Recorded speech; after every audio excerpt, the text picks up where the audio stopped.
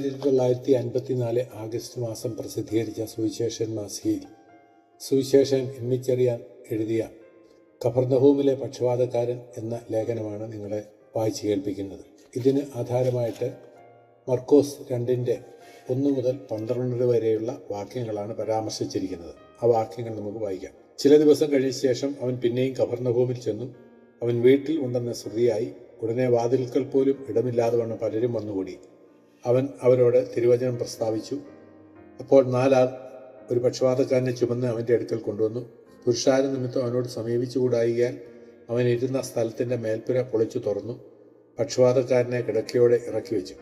യേശു അവരുടെ വിശ്വാസം കണ്ടിട്ട് പക്ഷപാതക്കാരനോട്, മകനെ, നിന്റെ പാപങ്ങൾ മോചിച്ചു തന്നിരിക്കുന്നു എന്ന് പറഞ്ഞു. അവിടെ ചില ശാസ്ത്രിമാർ ഇരുന്നു. ഇവൻ ഇങ്ങനെ ദൈവദൂഷണം പറയുന്നത് എന്ത്? ദൈവം ഒരുവനല്ലാതെ പാപങ്ങളെ മോചിപ്പാൻ കഴിയുന്നവൻ ആർ എന്ന ഹൃദയത്തിൽ ചിന്തിച്ചുകൊണ്ടിരുന്നു. ഇങ്ങനെ അവർ ഉള്ളിൽ ചിന്തിക്കുന്നത് യേശു ഉടനെ മനസ്സിൽ ഗ്രഹിച്ച് അവരോട്, നിങ്ങൾ ഹൃദയത്തിൽ ഇങ്ങനെ ചിന്തിക്കുന്നത് എന്ത്? പക്ഷപാതക്കാരനോട് നിന്റെ പാപങ്ങൾ മോചിച്ചു തന്നിരിക്കുന്നു എന്ന് പറയുന്നതോ എഴുന്നേറ്റ് കിടക്ക എടുത്ത് നടക്ക എന്ന് പറയുന്നതോ ഏതാകുന്നു എളുപ്പം എന്ന് ചോദിച്ചു. എന്നാൽ ഭൂമിയിൽ പാപങ്ങളെ മോചിപ്പാൻ മനുഷ്യപുത്രന് അധികാരമുണ്ട് എന്ന് നിങ്ങൾ അറിയേണ്ടതിന് അവൻ പക്ഷപാതക്കാരനോട്, എഴുന്നേറ്റ് കിടക്കയെടുത്ത് വീട്ടിലേക്ക് പോക എന്ന് ഞാൻ നിന്നോട് പറയുന്നു എന്ന് പറഞ്ഞു. ഉടനെ അവൻ എഴുന്നേറ്റ് കിടക്കയെടുത്ത് എല്ലാവരും കാണുക പുറപ്പെട്ടു.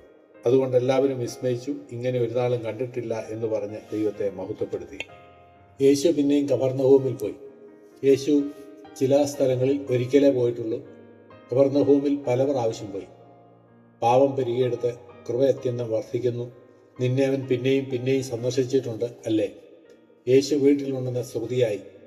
യേശുവുള്ള വീട് എത്ര അനുഗ്രഹിക്കപ്പെട്ടത്! നിന്റെ ഹൃദയ വീട്ടിൽ അവനുണ്ടോ എങ്കിൽ അത് ശ്രുതിയാകും. യേശു വീട്ടിൽ വന്നാൽ അത് മറ്റാരും അറിയാതിരിക്കുകയില്ല. അവൻ അവരോട് തിരുവചനം പ്രസ്താവിച്ചു. യേശുവുള്ള വീട്ടിൽ നിന്നും തിരുവചനം പ്രസ്താവിക്കപ്പെടുന്നു. 4 പേർ ചുമന്നുകൊണ്ടുവന്ന പക്ഷപാതക്കാരൻ. അവൻ്റെ പക്ഷപാതം യേശുവിലേക്ക് വരുവാൻ അവനെ ഇടവരുത്തി. മുടിയൻ പുത്രന് നേരിട്ട ക്ഷാമം അവനെ പിതാവിൻ്റെ വീട്ടിലെത്തിച്ചു. നിന്റെ കഷ്ടത നിന്നെ കർത്താവിലേക്ക് നടത്തുന്നുണ്ടോ? ആ 4 പേർ ചെയ്ത സേവനം എത്ര വിശേഷമായത്!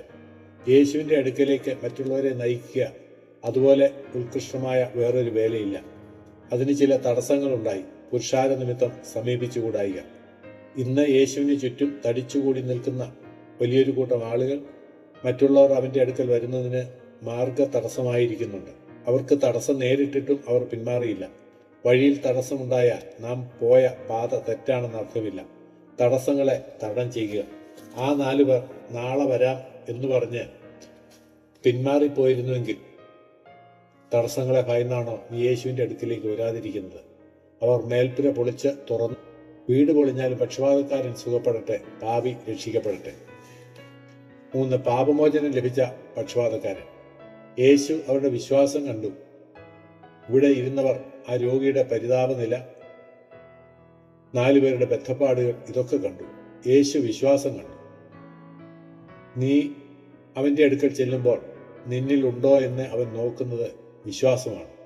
അത് നിന്നിലുണ്ടെങ്കിൽ മറ്റാരും കണ്ടില്ലെങ്കിലും കർത്താവ് അത് കാണും. വിശ്വാസമാണ് അവിടെ മുമ്പിലുണ്ടായിരുന്ന തടസ്സങ്ങളായ മലകളെ മാറ്റിയത്. മകനെ, നിന്റെ പാപങ്ങൾ മോചിച്ചു തന്നിരിക്കുന്നു എന്ന് യേശു പറഞ്ഞു.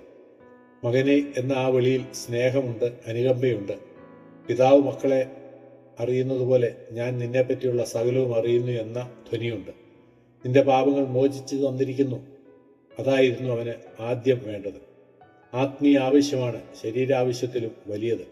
ലംഘനം ക്ഷമിച്ചും പാപം മറിച്ചും കിട്ടിയവൻ ഭാഗ്യവാൻ. 4 ശരീര സൗഖ്യം ലഭിച്ച പക്ഷപാതക്കാരൻ. അവിടെ ചില ശാസ്ത്രിമാർ ഇരുന്ന്, ഇവനിങ്ങനെ ദൈവദൂഷണം പറയുന്നതെന്ത്? ദൈവം ഒരുവനല്ലാതെ പാപങ്ങളെ മോചിപ്പാൻ കഴിയുന്നവനാർ എന്ന ഹൃദയത്തിൽ ചിന്തിച്ചുകൊണ്ടിരുന്നു. ഏത് നല്ല കാര്യത്തെയും വിമർശിക്കുന്ന ശാസ്ത്രിമാർ ഇന്നുമുണ്ട്.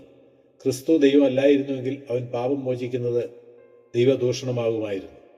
അവർ ഉള്ളിൽ ചിന്തിക്കുന്നത് യേശു ഉടനെ മനസ്സിൽ ഗ്രഹിച്ചു. മറ്റുള്ളവരുടെ വിശ്വാസം കണ്ട യേശു ശാസ്ത്രിമാരുടെ അവിശ്വാസത്തെയും കണ്ടു. ഹൃദയത്തിലുള്ളത് ഗ്രഹിക്കുവാൻ കർത്താവിനെ കഴിയൂ. പാപം മോചിച്ച് തന്നിരിക്കുന്നു എന്ന് പറയുന്നതോ എഴുന്നേറ്റ് കിടക്കയെടുത്ത് നടക്ക എന്ന് പറയുന്നതോ ഏതാകുന്നു എളുപ്പം എന്ന് ചോദിച്ചു. ഇത് രണ്ടും ദൈവത്താൽ മാത്രം കഴിയുന്ന കാര്യങ്ങളാണ്. അതിനാൽ ഇപ്പോൾ യേശുവിൻ്റെ വാക്കിൽ പക്ഷപാതക്കാരൻ കിടക്കയെടുത്ത് നടക്കുമെങ്കിൽ പാപം മോചിച്ചു തന്നിരിക്കുന്നു എന്ന് മുമ്പ് പറഞ്ഞതും സാധിച്ചിരിക്കും. അവൻ പക്ഷവാതക്കാരനോട് എഴുന്നേറ്റ് കിടക്കയെടുത്ത് വീട്ടിലേക്ക് പോക എന്ന് പറഞ്ഞു. അവൻ പോയി. ആത്മാവിന് മാത്രമല്ല ശരീരത്തിനും കർത്താവ് മതിയായവനാണ്. ഉപസംഹാരം: അവന് മോചനം ലഭിച്ചു എന്നുള്ളത് അവൻ കിടക്കയെടുത്ത് നടന്നു പോയതിൽ നിന്ന് അവനും മറ്റുള്ളവരും മനസ്സിലാക്കി. നിന്നിൽ സംഭവിച്ച ആന്തരിക പരിവർത്തനം നിന്റെ ബാഹ്യ പ്രവർത്തനങ്ങളിൽ നിന്നാണ് മനസ്സിലാക്കേണ്ടത്. ഇവിടെ സുഖം പ്രാപിച്ച പക്ഷവാതക്കാരൻ, ചുമന്നുകൊണ്ടുവന്ന 4 പേർ, കുറ്റം പറഞ്ഞ ശാസ്ത്രിമാർ, കണ്ടുനിന്ന് വിസ്മയിച്ച സന്ദർശകർ, ഇങ്ങനെ 4 കൂട്ടം ആളുകളുണ്ട്. നീ ഏതിൽ ഉൾപ്പെടുന്നു?